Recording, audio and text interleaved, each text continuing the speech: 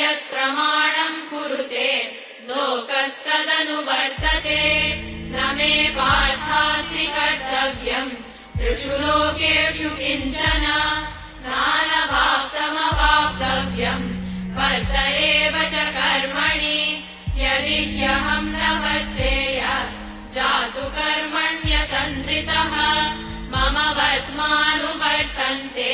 मनुष्याः पार्थ सर्वशः उत्सीदेयुरिमे लोकाः न कुर्याम् कर्म चेदहम्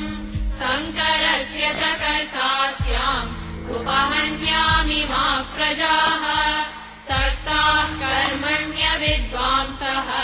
यथा कुर्वन्ति भारत कुर्याद्विद्वांस्तथा सक्तः चिकीर्षुर्लोकसङ्ग्रहम् न बुद्धिभेदम् जनयेत् अज्ञानाम् कर्मसङ्गिनाम् जोषयेत् सर्वकर्माणि विद्वान् युक्तः समाचरन् प्रकृते क्रियमाणानि गुणैः कर्माणि सर्वशः अहङ्कारविमूढात्मा कर्ताहमिति मन्यते तत्त्ववित्तु महाबाहो गुणकर्मविभागयोः गुणागुणेषु वर्तन्ते इति मत्वा न सज्जते प्रकृतेर्गुणसम्मूढाः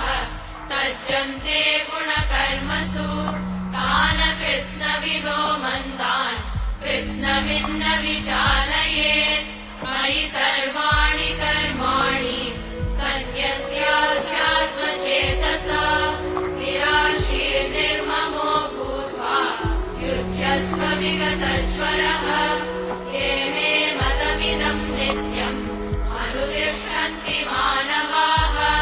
श्रद्धावन्तो न सूयन्तः मुच्यन्ते तेऽपि कर्मभिः